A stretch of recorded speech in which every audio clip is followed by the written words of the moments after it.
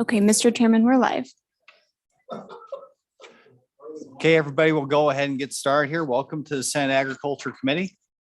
We'll go ahead and do a roll call real quick. Senator Bouchard. Here. Senator French. Here. Senator Cost. Here. Senator Wasserberger. Here. Chairman Boner. Here. All are present, Mr. Chairman. Okay, thank you very much. So before we get started, just a few quick announcements. First of all, fellow senators, you'll find an internship program request form in your packages. If you want to request some sort of research from any of our college interns, this is the way that you submit it. And there's information as to how that works there. Reminder for everybody, this is being streamed live on YouTube. So committee members, make sure you speak into the microphone, make sure you got the little green light, same for members of the public when you come up to testify. And also just remember to address the chair, keep it professional, keep it calm, and keep it focused on what we are discussing the bill before us. So good to see some familiar faces and some new ones here in this committee. Looking forward to having this discussion. And the first three bills we have are dealing with our number one priority from the interim, looking how we can better organize state and government to support agriculture. And the first one in that suite of bills is Senate File 10, Predator Control.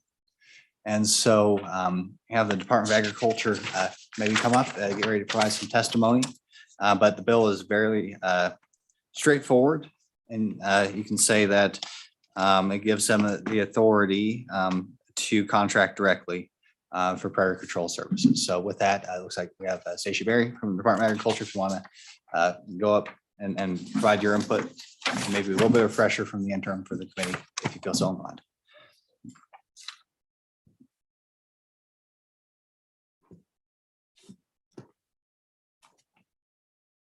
Good evening, Mr. Chairman, committee.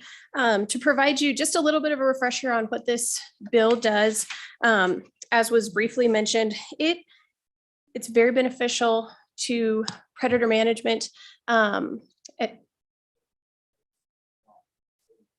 Yep, Mr. Chairman, I apologize. Stacia Berry with the Wyoming Department of Agriculture. May I proceed, Mr. Chairman? Yep. As I mentioned, this is a beneficial and pretty straightforward piece of legislation as far as codifying in statute relationships between predator management districts, the Department of Agriculture, and others with authority to manage predators across the state of Wyoming. You'll see on the second page of the bill, it talks about the department coordinating control efforts and offering the ability to contract among agencies and counties for predator control under this chapter. This codifies the relationship that we do have now, and it's helpful to have this in statute to outline it directly so that everyone can refer to it. You'll also see it then mentioned under district boards and their powers, and talks about working through the Department for Coordination of Predator Control. One thing that I will mention is this coordination is something to many degrees that is already happening, but just not codified in statute. We do have a very good working relationship between predator districts all across the state. They work with not only the department, but the Animal Damage Management Board, so that they are reporting not only once they do funding requests, but reporting for their takes for the year and any damages that they witness. So like I mentioned, for us, this is a very straightforward bill and really codifies those relationships. And I'm happy to answer any questions for the committee. Okay, any questions, committee? Okay, like I said, fairly straightforward. Have codifies existing relationships to give additional authority to ADMB. So one tiny thing we can do to help consolidate those functions which support solid natural resource management. So, okay, thank you very much for your testimony. Any additional government agencies that are affected by this bill? As a reminder, ADMB is a joint program between the Department of Agriculture and Game and Fish. I don't see any Game and Fish representatives here, but that's okay. Okay, any members of the public like to testify on Senate File 10? Come on down.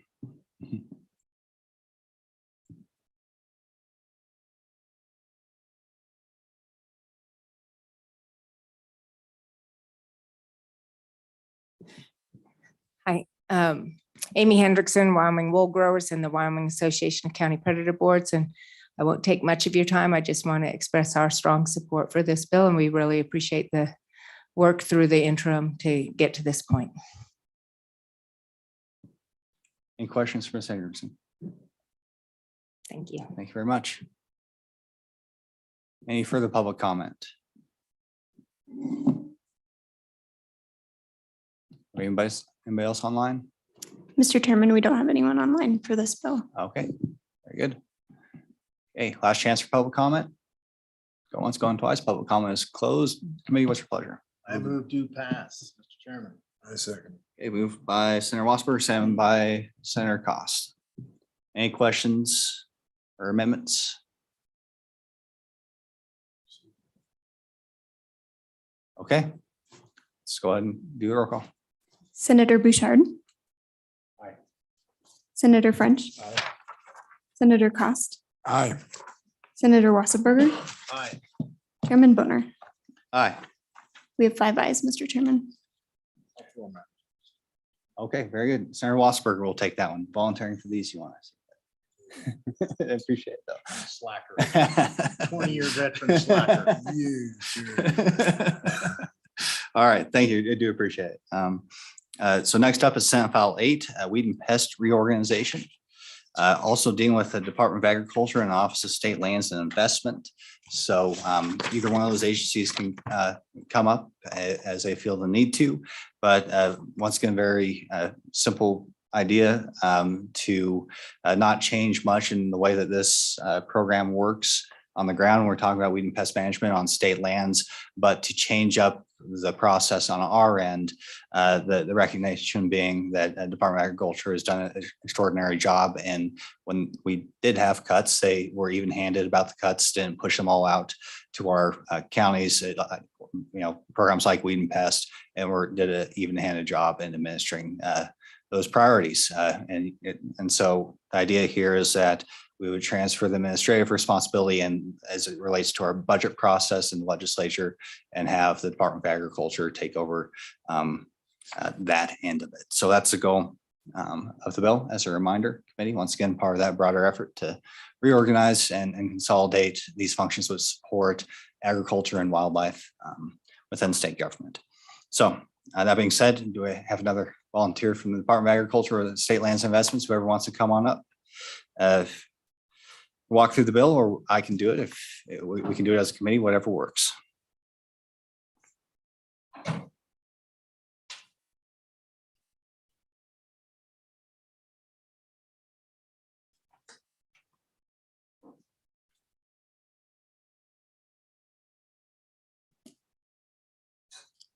Hey, welcome to the Agriculture Committee, State Lands and Investments. Feel free to introduce yourself for the record and proceed with your testimony. Thank you, Mr. Chairman, members of the committee. I'm Jennifer Scoggin. I'm the Director of the Office of State Lands and Investments. And with me is Deputy Director Jason Crowder. We have some general comments about the bill that we'd like to provide. Just generally our concern, Mr. Chairman, and I think we raised this issue back in the interim, has to do with the movement of weed and pest management to the Department of Ag. The language used in the bill itself on page 2, lines 9 and 10, page 2, lines 18 and 19, and page 3, lines 5 and 7 talks about managed by the Department of Agriculture in reference to weed and pest. And as you know, Article 18 of the Wyoming Constitution provides that the Board of Land Commissioners is charged with direction, control, disposition, and care of all state trust lands. So our concern is moving the funds to the Department of Ag. It seems as though we're moving that function to a different agency as opposed to maintaining that function with the Board of Land Commissioners. So that's our first concern. Another concern with the bill with the draft legislation itself on page 2, line 15 and 16, where it talks about for any lands belonging to or under the control of the state of Wyoming.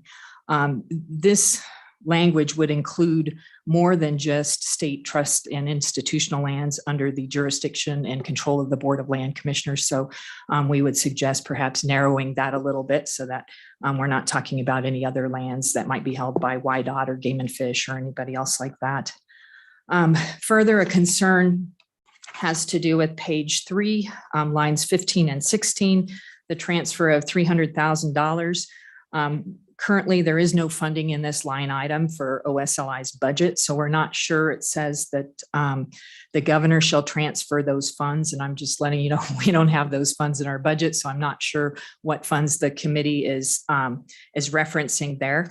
And doesn't mean that we aren't actively doing weed and pest control measures on state lands. We've been utilizing some of our trust preservation and enhancement account funds as some of our weed and pest, I guess the remaining part of our weed and pest budget was surrendered as part of phase 3 of the budget cuts, as we were getting very close to as we were trying to meet the governor's requirements there. As I mentioned, we were just utilizing our TP&E funds for weed and pest management since that time. There's also some concern about some of the additional steps and procedures that are going to be required, and Deputy Crowder will address that. Thank you, Mr. Chairman. I think we believe the intent of the bill is to not only secure funding for weed and pest activities across the state on state trust land, but to also do it in an efficient manner. So we've worked hard internally to understand what that might mean for the program managers that are all playing a part in weed and pest management on state lands, and how that would be transferred to the to the Department of Ag, and how we would play in that role. And it's hard for us to understand a way where we wouldn't be a participant in that process. Of course, we're going to be sending requests as we understand them to the Board of Ag, to the Department of Ag, to the statewide cost allocation committee. But that really doesn't reduce any of the work on our side or create any efficiencies, we believe. And we just wanted to raise that to you, that we're still going to be doing our field work. We're still going to be working with the districts to identify those problem areas. We're still going to be working with the districts to identify and promote special management areas. And so staff is still going to be doing this work. It seems simply that the bill would be moving funding and may not bring the efficiency component that we feel the intent of the bill also has.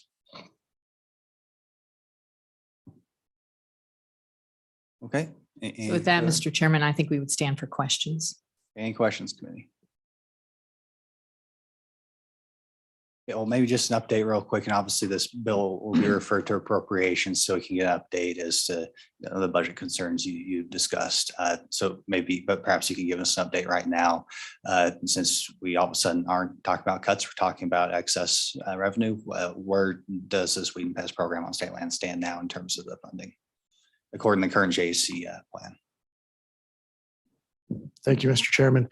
Currently, it remains at zero, has a zero balance, and that's due to the governor's direction when we were placing our budget requests into them to not have any clawbacks and to not request more funding and to bring those cuts back. However, as the director mentioned, we are utilizing our trust preservation and enhancement account, utilizing the one-time $500,000 that the governor placed in that account last year. And we expect more funding to come into that account this year specifically for weed and pest work. So the existing line item is at zero. That doesn't mean we're not doing weed and pest work, as the director mentioned. And as the bill stands now, would it not be possible to transfer that funding that is available apparently as part of that 300,000? Mr. Chairman, I think that's a great question. If we would have had $300,000 when we were requested for the phase 3 budget cuts, we would have given that and not the weed and pest budget, obviously. These funds through P&E are one-time insertions by the legislature. They're not necessarily an exception request by this agency to have those, and they aren't long-term in nature. They're year by year. Great point. Thank you, Director. TP&E account is funded through the school foundation account. The intent is that the schools would pay for operations on their land or the enhancement of those operations or somehow maintain the revenue stream. So any funds in that account need to be used for lands that are directly tied to school lands. And that's only 86% of the lands that we manage. We have other beneficiaries like the University of Wyoming, Soldiers and Sailors Home and Department of Health, things like that. So these lands are going to be very specifically utilized to common school lands, 86% again. Any discussion committee? Any further questions? Okay, well, thank you. Mhm. Any further Department of Agriculture, you're up next.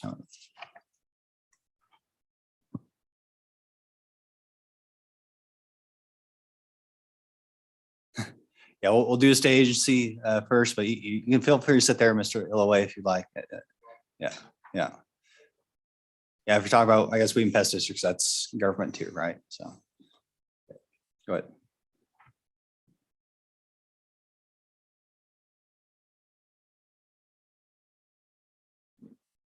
Mr. Chairman, Stacia Berry with the Wyoming Department of Agriculture. And I'm Pete Illaway, Mr. Chairman and committee. Do a little work for the weed and pest folks, and Bob Baumgartner is on the Weed and Pest Council and is from Torrington. Came down this morning.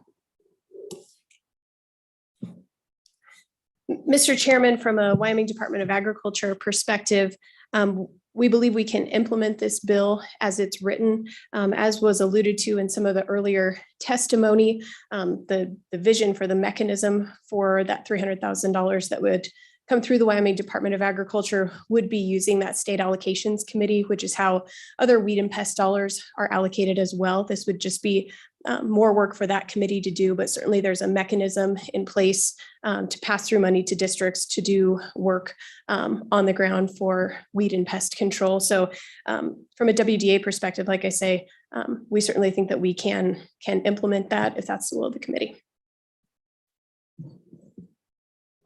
Mr. Chairman, the Weed and Pest Council has voted to do this, and that's why Bob's here. And so, Bob, why don't you talk to the committee and tell them what the council wants to do. Chairman Boner, committee members. We as the Wyoming Weed and Pest Council, we do support this bill. We also feel that the mechanism that SAC has is a very good funding mechanism. We currently utilize that mechanism for grant funding as well as highway right-of-way funding. And no matter what, we plan on working with state lands now and into the future.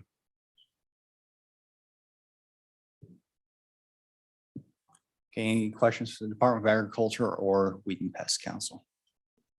Okay, thank you very much for your testimony. Going to open it up to public comment. Anybody feel free to come on down. Anybody in the room? Anybody online? We don't have anyone online, Mr. Chairman. Okay, great. Okay, last chance for public comment. Going once, going twice. Public comment is closed. Committee, what's your pleasure? Okay, moved by Senator Cost. Second by Senator Bouchard. Any discussion, committee, or amendments?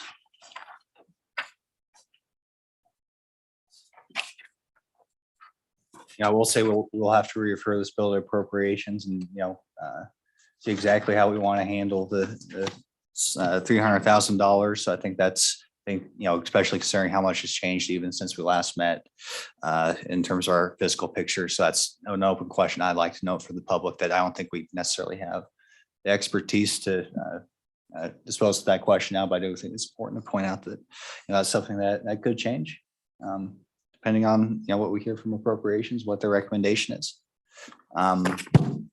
But I think what we heard is the intent of the bill is not necessarily to provide efficiencies. It's to make sure that we consolidate the budgetary administrative functions within the Department of Agriculture. That's where the rest of the program is, and I think it accomplishes it rather well. So, any further discussion? Okay, we'll go ahead and call the roll. Senator Bouchard. Senator French. Aye. Senator Cost. Aye. Senator Wasserberger. Aye. Chairman Boner. Aye. Mr. Chairman, we have 5 ayes. You have a volunteer to take this one on the floor? Senator Costa, okay. which includes talking appropriations. Yes, sir. Double whammy. There you go. After you said yes. Yeah. Okay. So we have our final bill for consideration, Senate File 9. This is talking about revenue bonds for agricultural endeavors. This was another element of the reorganization and the overall question of what we do to support economic development regarding agriculture. We had some good discussions with Wyoming Business Council over the interim and recognize efforts they're making to rebuild their ag development program in that state agency. Decided to give them another tool in the toolbox that could be used to help support those endeavors. So that being said, we'll go ahead and bring in folks from the Business Council. We have Mr. Keefe online. I think we're going to defer to him since he is the finance guru, or maybe that's not the official job title, but feel free to introduce yourself and proceed with your testimony, sir. Good evening, Senate Ag members. Josh Keefe, I'm the Economic Development Finance Manager here at the Business Council. Just to give some thoughts on Senate File 9 and the ag revenue bonds. As the good chairman just referred to, this is really looked at as another tool in the toolbox for the Business Council to try and help promote and develop kind of those value-added type of businesses across the state. The Business Council has never had bond authority before, but are quickly learning more and more as this has progressed. So I do think that it is something that would really help, again, that value add section of the industry across the state. And really, I think overall the bill looks, at least at first glance, to me, to be reasonable and acceptable. And so I don't have any specific prepared remarks tonight, but I am happy to answer any more questions that you may have. And like I said, we've never had bonding authority before, but I can give you, if you have specific questions about how bonding works, or what this is, I'm happy to answer those. Perhaps one thing to think about is that these bonds are not obligations of the state or the municipality or the county, however it is that would sponsor it. I think that's important to remember. The only real money that transacts is people who buy the bond investment. And so that is where that comes into play. The other thing is that there are certain rules on how much a specific company can have in regards to bonds. That number is quite large at 40 million. And so I think that with that, I'm happy to answer questions. I don't want to waste your time and dive too much into the weeds, but please feel free to ask questions and I will do my best to answer them. Thank you. Senator Bouchard. Thank you, Mr. Chairman. So my question is, let's say we've got a bond and we have 90% to where we need to be. I mean, my concern is that the government could come in and purchase the rest of that bond. So that is, or are there restrictions that are already in place in law that would stop that? Chairman Boner, Senator Bouchard, I think when it comes specifically to this type of project, if you were able to sell 90% of the bond fund that you're looking for to complete a project, I don't want to speak for the government, but I don't, that would not be like the Business Council would not bring the additional 10%. That's not to say that I guess perhaps some other municipality could choose to do that. But if the bond is not raised all the way, the project does not get completed. And so those that have invested a bond would be returned their money and basically it would fizzle out. Thank you, Mr. Chairman. So I've heard of that happening where government came in. So I've seen there has been language in the past and other similar legislation where it says the government shall not participate. I spoke with some of the stakeholders, or at least one of them, and they said they would accept language that was similar to that. And I think it would make it palatable to more people on the floor as well. So any thoughts on that concept? Chairman Boner, Senator Bouchard, I think that would be, just from my personal perspective, and I think I can speak for the rest of the business council fairly comfortably. I think that wouldn't change the intent of the bill to further that value added type of project. And so I think that would be a prudent or an acceptable kind of amendment if you were to bring that. So. Yeah, up on that, certainly the intent of this whole idea is that you have to go out and find private funding. At what we heard in testimony from our staff attorneys is the absence of that authorization in the statutes means that it's not possible. But if we want to, put our suspenders on top of our belts too, I think that would, there's no problem with that as far as I see. I just don't have the exact language. I don't know if that's something the committee, as we work the bill, would feel comfortable with a conceptual amendment or something we'd come back on committee of the whole, 6 one way, half dozen the other. But yeah, I think that if it makes it clear to folks, since once you get in the details of the bill, it's, it can get confusing. Perhaps that would be helpful. Mr. Chairman, on just to look at something here on page 8, it looks like there's a misprint on page 8, line 17. Okay. I think it's supposed to say with instead of within.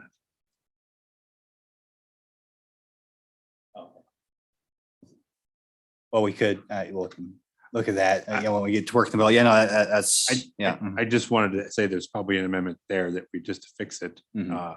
But I mean, I would propose some language, something like government shall not participate in the investment or purchase of the bonds. All right. And then it would be simple and I think it would be clear that way when we get to the floor, it's easy Right. to move Absolutely. forward and Yeah. there's no question. Yeah, absolutely. Yeah, I think that'd be good.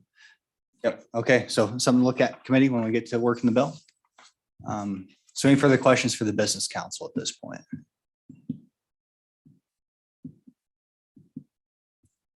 Okay. Senator Friend, go ahead. Mr. Chairman, thank you. I don't know if this is in your wheelhouse or not, but how would this it relate if somebody in a county has a meat processing plant and it's a small one, small local thing going on. And somebody comes in and goes through this and gets $50 million to build a massive plant in that same county or adjoining county, it may knock them out of business. Any thoughts on that? Chairman Boner, Senator French, I suppose that is a possibility out there.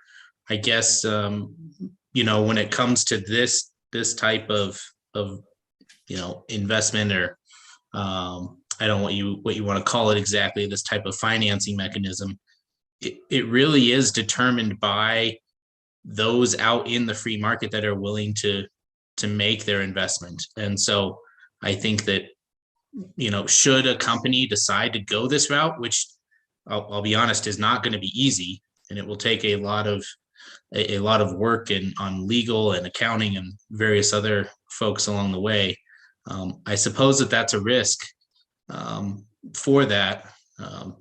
However, the people that choose ultimately whether that project actually comes to fruition are folks out in the free market that are willing to make the investment. So, and especially, I guess, if Senator Bouchard's amendment was to be included, that also would take the government out of it. So it truly would be those out there that would like to invest in this type of project.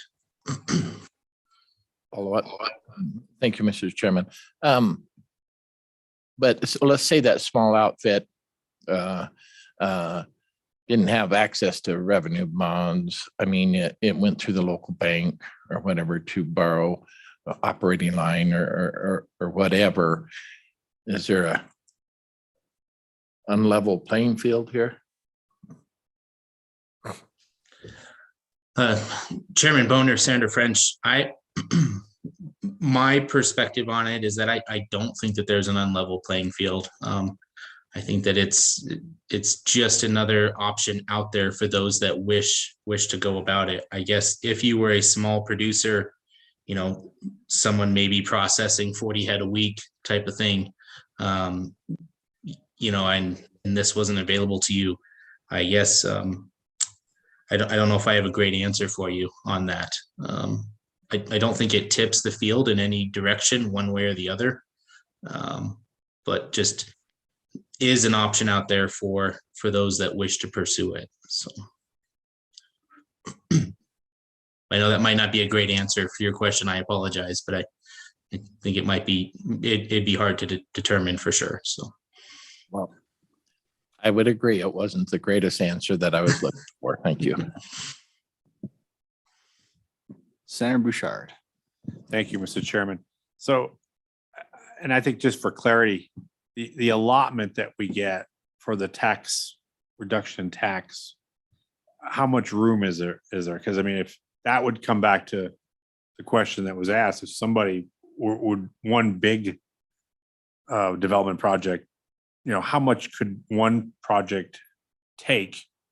And then how much allotment would be left? Because that would be my concern on a playing field. Is there enough for everybody to take that, you know, take advantage of the tax reduction? Chairman Boner, Senator Bouchard, as you heard Chairman Boner reference on the floor earlier today, that the state gets a certain allotment every year, and that's roughly $300 million. As the chairman referenced, half of that typically goes roughly to the WCDA, and the other half is used for this. So we'll call it, for nice round numbers, 150 million each year could be used for this. I think, you know, depending on the size of a plant and all of the other variables that brings with it, you know, including workforce and water usage and those types of things that we've heard already at the Business Council, you know, there is a lot. There's 150 million potentially for others to take advantage of on an annual basis. So should they choose to, like I said, go this route of doing the bonding from start to finish, I really think that the remaining balance is there. I wouldn't worry about running out of allotment, but again, it is a difficult and lengthy process to get done. So. Any further questions? Senator Wasberger. Well, thank you, Mr. Chairman. Just a quick question for our witness. In what ways will the Wyoming Business Council use this? What projects do you foresee being out there for agriculture and improving our beef industry and sheep industry or any other agriculture industry that you can think of? What types of things have you heard at the Wyoming Business Council that this might be used for? Chairman Boner, Senator Wasberger, thanks. Actually, I think it could be used for a number of things. As you saw in the bill, I believe it says any kind of specified for agricultural processing projects. So I think that could be not only beef processing. I think you could look at potentially, you know, even things like, you know, I think of the sheep and the wool growers immediately. I think of potentially hemp. I mean, that might bring some other challenges out there and all of the federal constraints around hemp at the moment. But if hemp was to continue to be pursued, that would be something. If somebody was interested in making products from that, I think it could be a number of things. If we had a lot of locally sourced raw product that somebody wanted to build some kind of plant to increase that value for, I think it would be it has a nice broad stroke to potentially fit in a number of industries and what's growing around the state.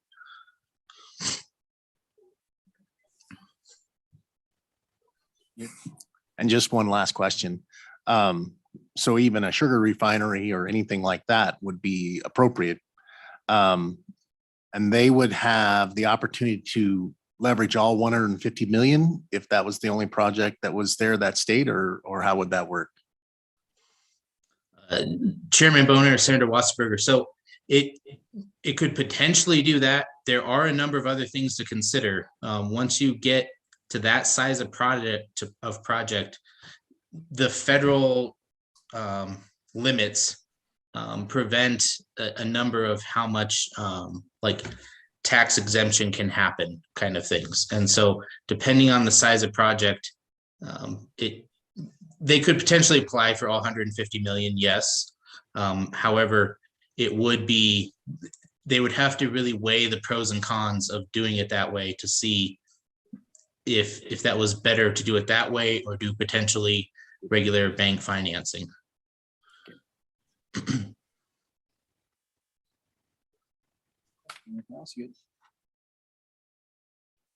Any further questions, committee? Senator French. Just real quick. So just to clarify, any other ag related, like if somebody grew pinto beans or navy beans or whatever, and they wanted to do a processing plant that would clean them, package them, blah, blah, blah. That type of thing would be eligible, any of those ag areas. Chairman Boner, Senator French, yes, sir. That would be qualified. Anything to add value or increase production from the raw material. Yes, sir. Okay, any further questions? Okay, thank you, Mr. Keefe. Don't go too far. I appreciate your expertise and I'm looking forward to seeing how this develops. So any further testimony from any government agencies? Okay, we'll go ahead and open up to public comment. Anybody wants to come up? Mr. Moline, go first.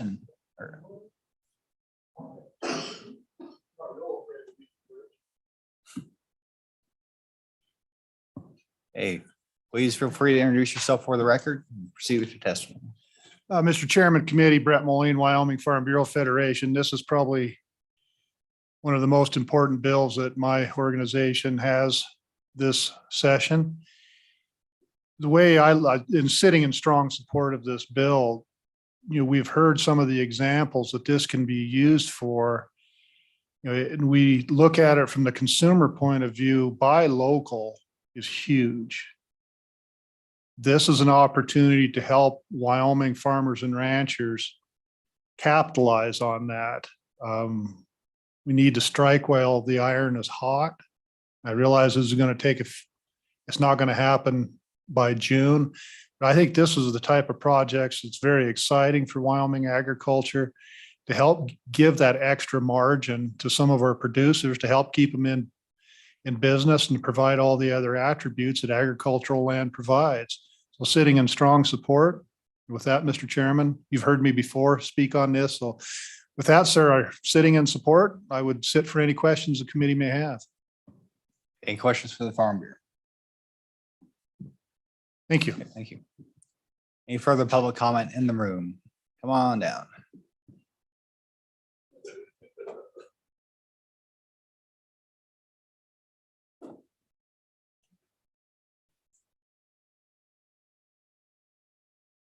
Chairman,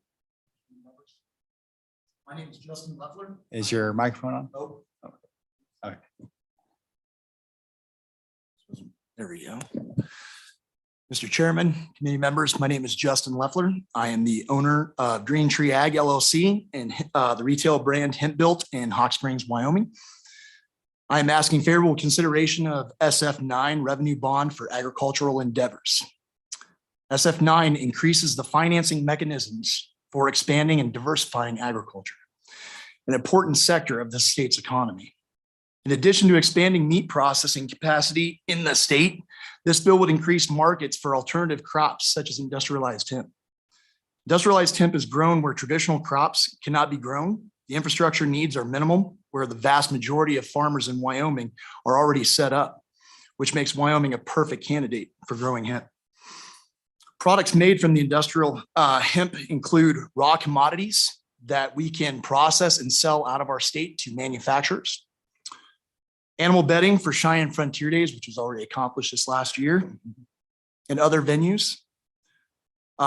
Herd is used for alternatives such as concrete and other building materials such as dimensional lumber and semi-composites.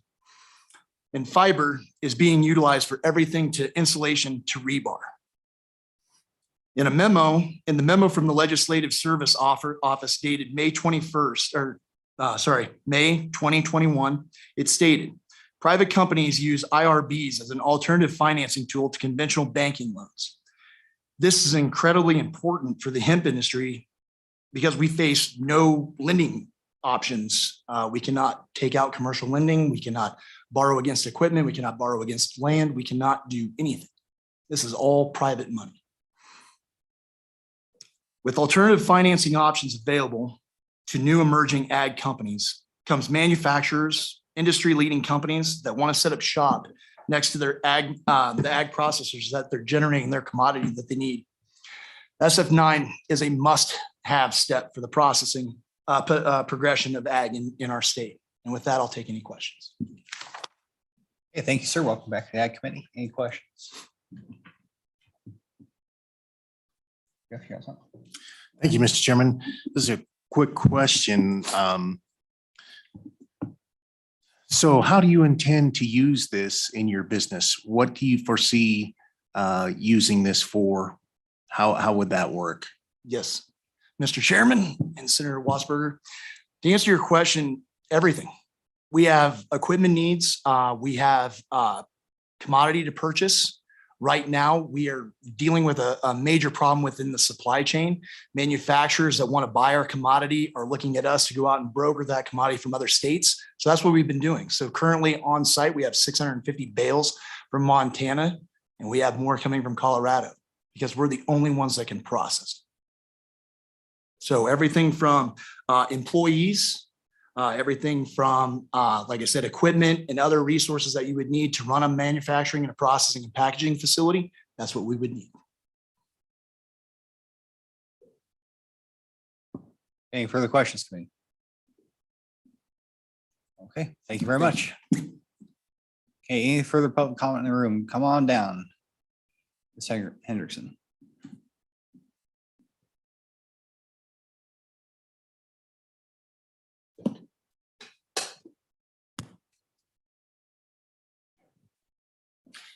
Again, Amy Hendrickson, Wyoming Wool Growers Association, and we are in support of this bill. We think it's a good bill, and it will make a difference for agriculture in our state. We have members that are interested in pursuing it if it goes through, funding through this. Although one question did come up. If, for instance, in a small community, someone comes in, a big company comes in and wants to build a large plant, for example, there was some concern about the impact of the municipality and its ability to be able to handle such a endeavor. Because according to the bill, they would basically own that facility and they would need to be able to handle that responsibility. And so there was some concern that if someone came into a small municipality or small community, that might create some issues at that level. That is not to say that we want to hold it up because of that, but it is something that should be considered in terms of the communities. Any questions? But Sam Bouchard. Thank you, Mr. Chairman. So can you point to exactly where it is and how we would fix that in this bill? No, I'm sorry. I probably should have anticipated. Oh, sorry, Mr. Chairman. I probably should have anticipated that question, but I'll be happy to look at it and discuss it with you. Well, and so I'm looking at bottom of page 9, top of page 10. There are some sideboards, for example, they have to be headquartered in Wyoming, organized in Wyoming, but also fall within the U.S. Small Business Administration, small business size standards for industrial classification codes. I'll admit, I don't have what exactly that means at the tip of my fingers here, but it looks like there is an effort to make sure it isn't a big, multinational, for example, processing facility. So there are some sideboards that we felt were important to make sure that it is, a small to medium sized a facility. That's also why you have the $50 million restriction.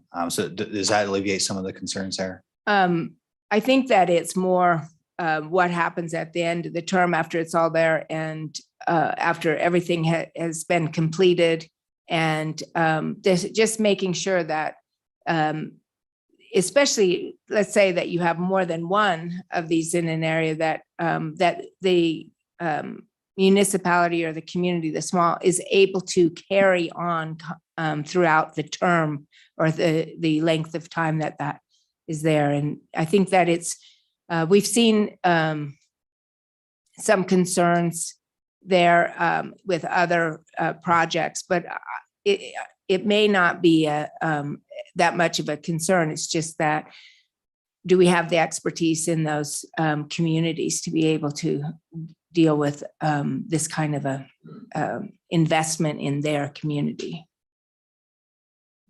Do you anticipate that being a part of the application that ultimately needs private backing, that, if they don't have a solid business plan, perhaps it'd be a challenge to, whether it be workforce constraints or whatever the case may be? Do you think that would be successfully considered when it comes to a private lender? Mr. Chairman, I think that could be. I think that it just is needs to be. I think that it needs to be considered in the sense that everybody is aware through that whole thing. I don't think if there is a large investment, that it needs to be taken seriously from all the way through. So. Again, if you have any specific proposals, we'd certainly love to hear it. Maybe not right now, but before we get to committee of the whole. Senator Certainly. French. Would the Wyoming Business Council, though, maybe approving a $50 million revenue bonds or whatever, wouldn't that company and the business council and everybody involved, before it got to that small community, maybe look at their financial planning, their plan, their business plan, all of that? And would that, say, well, in Farson, if they did that, X, Y, and Z is going to happen, red flags would kick in. I would think that would be maybe something that's done. I would hope it's done, business plans like that by everybody to potentially address concerns of small communities. Mr. Chairman. Yeah. Senator French, I think that's certainly a good point. And I think that the role of the Wyoming Business Council will be very important into making sure that they can provide the resource, the knowledge and expertise as well to help the small communities if they run into issues. So. Any further questions? Thank you very much for your input. Any further public testimony? On down, Mr. Kennedy.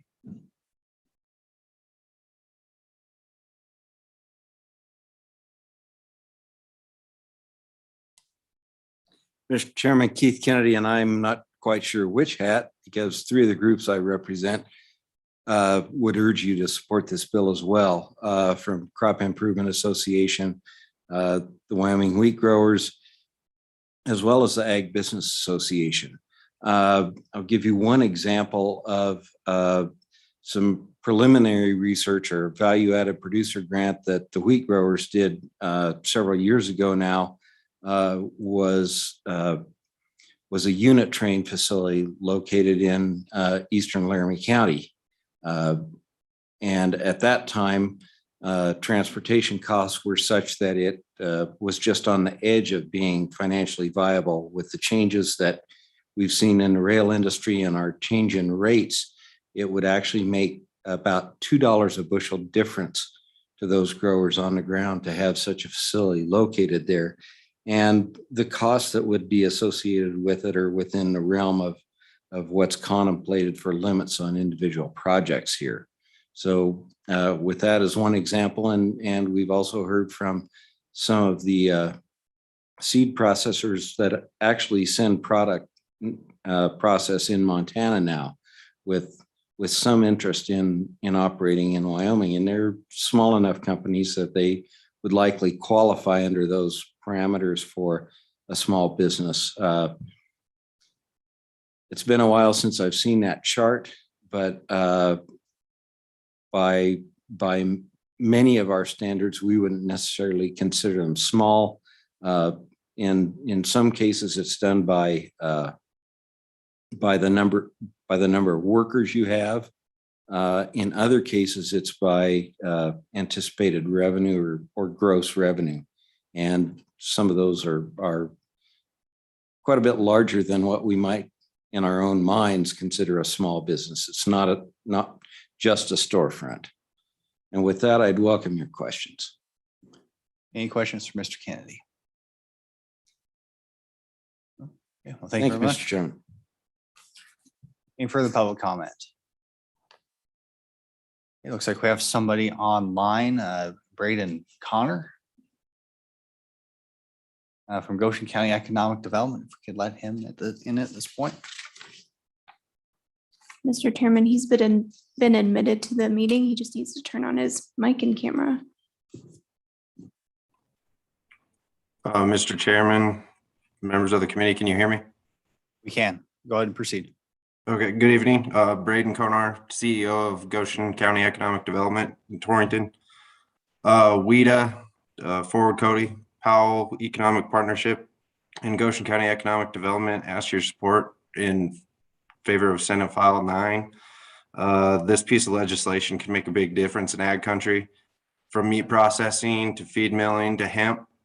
This legislation could be a tool in our economic toolbox to utilize, could incentivize locals to expand, grow, and diversify their operation. Could also incentivize us as the local economic development organizations and or the Wyoming Business Council to recruit new agribusinesses to the state. This legislation could make projects happen and in turn bring revenue, new jobs, add value to Wyoming agricultural products, and bring new opportunities to our state. With that, I'd stand for any questions. Okay, any questions for Mr. Connor? All right, well, thank you, sir, for your testimony. Appreciate it. Okay, any more public comment? Oh, go ahead, Senator Mossberger. Just a question for Mr. Connor. He's still online? Mr. Chairman, sorry, I'll go ahead and bring him back into the room. I apologize.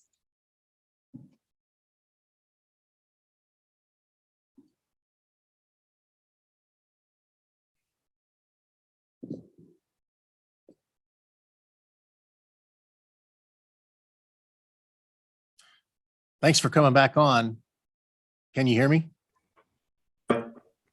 Just a real quick question for you, Braden.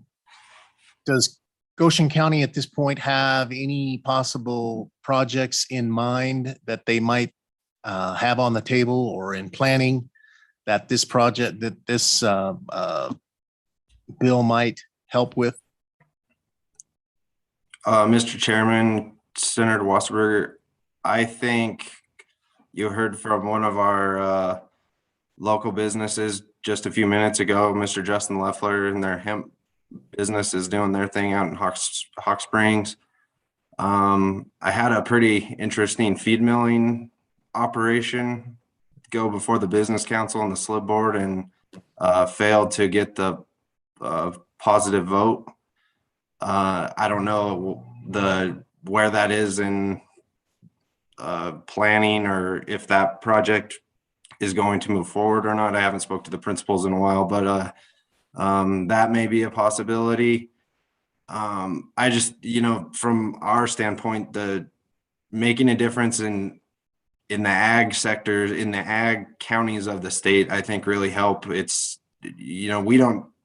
we struggle to recruit big manufacturing businesses and those type of operations. And so when we can add value to our products, our locally grown agricultural products, I think that's truly beneficial. And I think this bill could do that.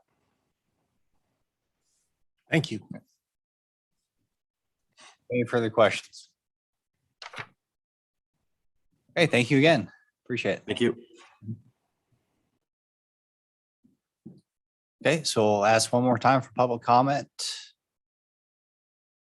Anybody else in Zoom? Okay.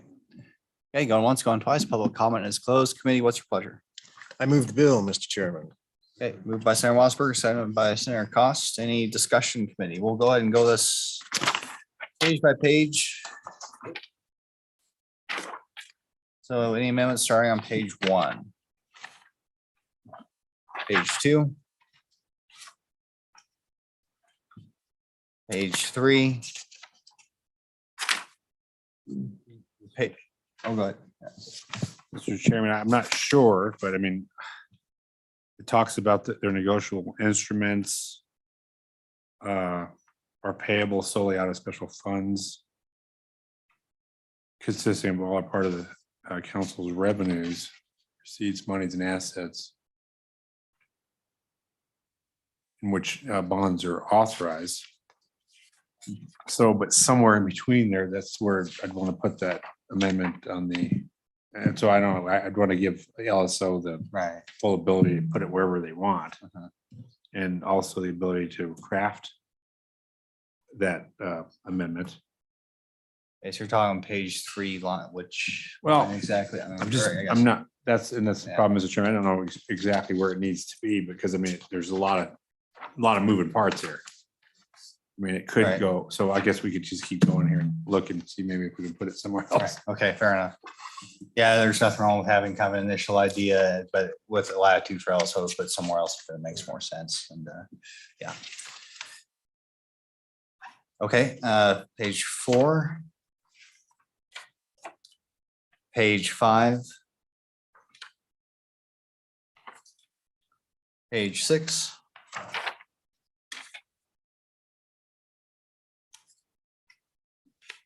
Page 7.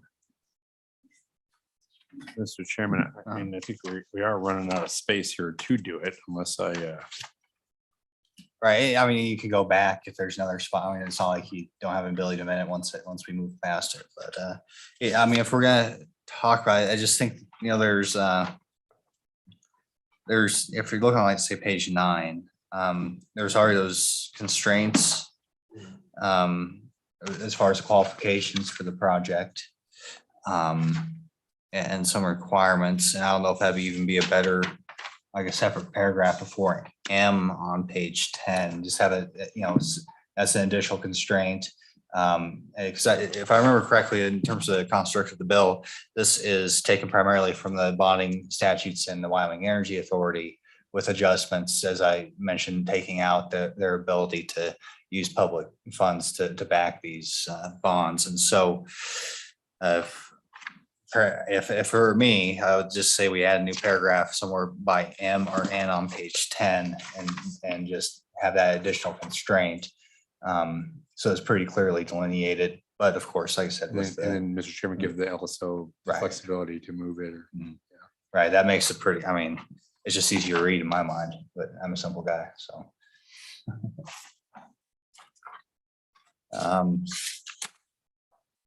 So we can just keep on moving, I guess, till we get there, and page 8. Page 8, I think this, Mr. Chairman, line 17. Does that need to be fixed there? Or?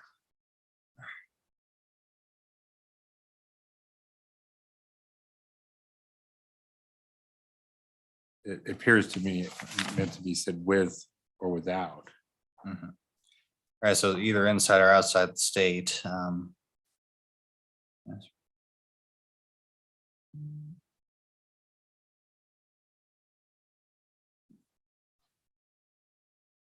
Right, that's more of a technical question. So then it goes on to say that it has to be in the state. I mean, clearly we want that standard in the state. And so Or Mr. Chairman, is it supposed to say within or outside? I mean, there's Mhm. something that doesn't make sense there to me, Mr. Chairman. right. Yeah, it is kind of, I guess, well, it sounds like it should be in this a little bit older vernacular, you know, within or without or inside or Is that- outside is that the what it state. I think without means outside, you know, yeah, I think, you know, it's probably just pulled from other statutes, maybe the statute Sarah Scott was talking about before also was, you know, in existence. But yeah, I think the idea there is that, Well, the, yeah, go ahead. Senator I'm sorry. Wasserman. Yeah, go ahead. isn't it, Mr. Chairman, isn't it talking about interests in any agriculture processing project within or without the state of Wyoming? Mhm. So forgive me if I'm wrong, but is that essentially saying that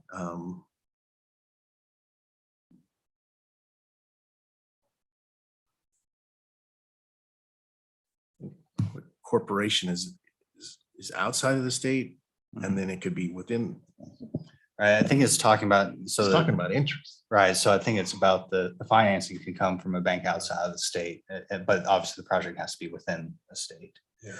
And so, yeah, it is a little wonky wording, but I think that's what it's, the effect is that the, you know, we don't want to limit only to Wyoming banks. It could be, you know, another bank, you know, and so I think that's there. And yeah, it is a little weird, but I think it serves its function personally. But no, that's some level of interest we need to have in this bill because these details are important. But Senator Costa. Thank you, Mr. Chairman. I was just going to add to that. I think it is the concern for the financing and all, and it could be a bank. It might be somebody else too. I mean, somebody that has financing available within themselves. And with now, with blockchain and all that, it could even be further than that. So it opens the door for a lot, I think, but that's what I think they're trying to say there.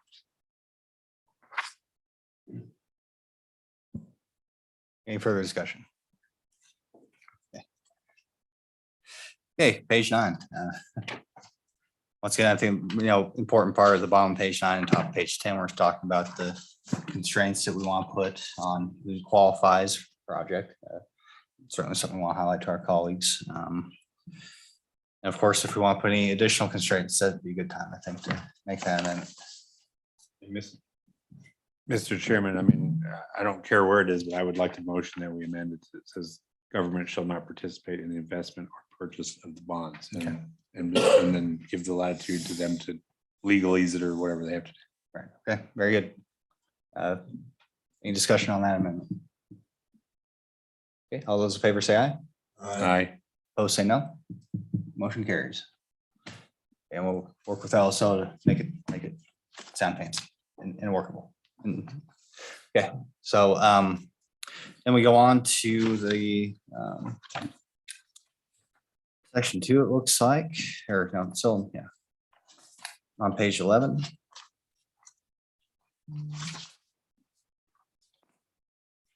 Like some cleanup there. Page 12. Then we have, once again, the those constraints that has to be headquartered and organized in Wyoming and meet those small business administration, small business standards. So that's the important part. That's a part of the current bonding authority at our local level for up to $10 million. Okay.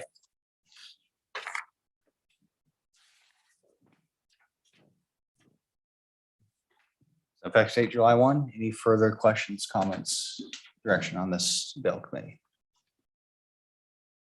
Okay, we'll go ahead and call the roll. Senator Bouchard, Aye. Senator French, Aye. Senator Cost, Aye. Senator Wasserberger, Chairman Boner. Aye. We have 5 ayes, Mr. Chairman. Okay, thank you.